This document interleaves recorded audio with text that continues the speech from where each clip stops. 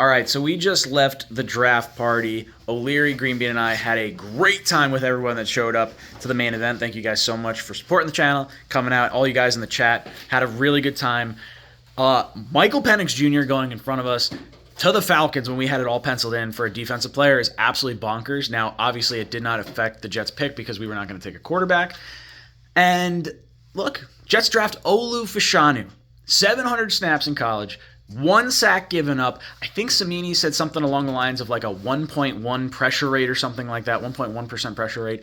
Absolutely awesome. I believe his pro comp is Tyron Smith, so him sitting behind Tyron Smith, chef kiss. Absolutely incredible. I am so happy that the Jets have the offensive line lockdown. Now, I was definitely team weapon. I very much wanted one of the top 3 receivers. I wanted the Jets to trade up for a receiver. Now, I don't know why there was no conversation with the Falcons. Maybe they just decided we were going O-line regardless. And to that I say, look, O-line, tight end, wide receiver, I wouldn't be happy with any one of them. Wide receiver, top 3 I wanted. Tight end, apparently, according to Connor Hughes, Jets were never in on Brock Bowers at all.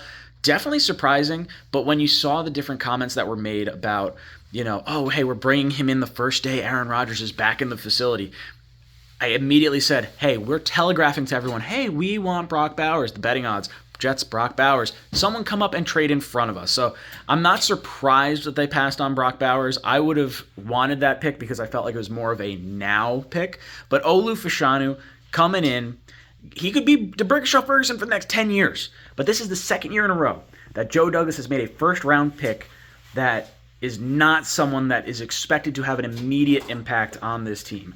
Now, I do expect him to play. Tyron Smith hasn't played a full season since 2015. But, look, I mean, you're drafting a position that you already have a starter filled out on. Now, I didn't get to see the Aaron Rodgers clip, but I heard something along the lines of him being on Pat McAfee saying it wasn't the most important position that we necessarily needed because we added 3 offensive linemen in free agency. Not that he's against it. He's very much for, obviously helping the offensive side of the ball. But what this tells me is that Aaron Rodgers is not running the team. Aaron Rodgers is not running the team. Joe Douglas made a Joe Douglas pick, and it was a pick for the future, which tells me him and Robert Saleh feel like as long as Aaron Rodgers is healthy, they are coming back for 2025. And I completely agree with, I shouldn't say I agree, but I understand the thought process of how we've operated. Going with the offensive linemen, when you have 2 players in Morgan Moses and Tyron Smith on 1-year contracts, you're not displacing someone that's here long-term. When you have Conklin and you have Ruckert, guys under contract, hopefully for multiple years. I think they are going to extend Conklin or at least restructure him to align with the 2-year window of Rodgers. So I think that's probably I think that's going to happen anyway. I said that was probably going to happen after the draft so the Jets could at least hide what they wanted to do with the number 10 pick. Now, I will say this, Card Cave Central, you screwed me up. You said, Nathaniel Hackett said the O-line is set, and I look like a schmuck because of it, and that's all right. I took the bait and I ran with it. But I did say I would take O-line in a trade down, and technically the Jets did trade down from 10 to 11, and we took an offensive lineman. So I'm going to say I'm not totally wrong. Look, I'm very much on board with Olu. I think we could have arguably gotten the best left tackle in this class. People wanted Alt, Fashanu. I've seen people flip-flop back and forth on it. Alt, I think, was, offensive tackle 1. Latham going at number 7, I thought was a little surprising. Now, obviously, Dom C and Blewett have been calling that at least, Latham as one of the top 2 tackles in this class, so props to those guys.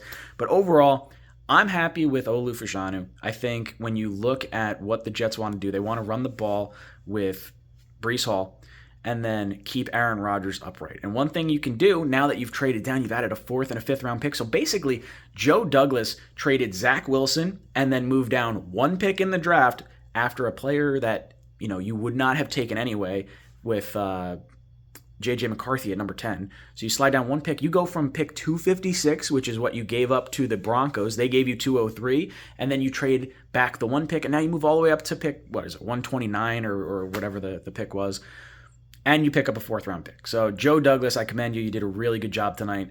I think getting Olu protects Aaron Rodgers, and we saw last year, Aaron Rodgers goes down, the rest of our season is in the shitter anyway.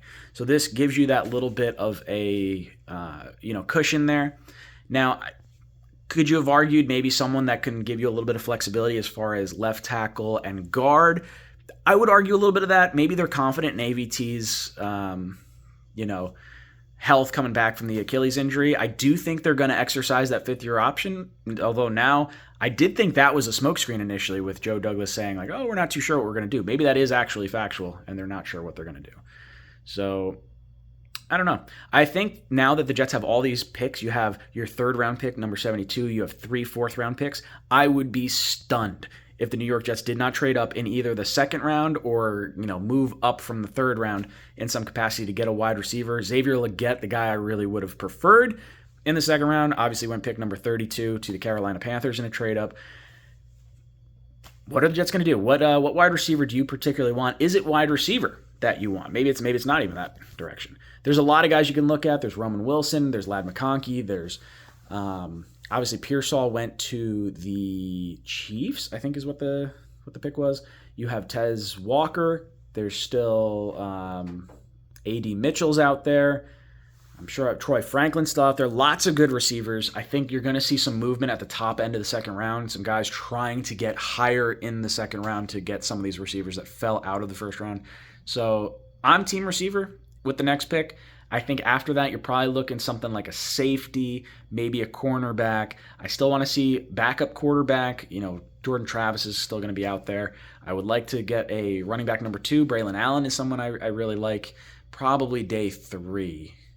But I'm very much in the quantity of good players as opposed to, quality over quantity, because I don't know if we can roster 7-8 players on this team right now as it's constructed. So I think get the best players you possibly can as opposed to just a vast majority of players. Let me know your thoughts in the comment section down below. And as always, go Jets.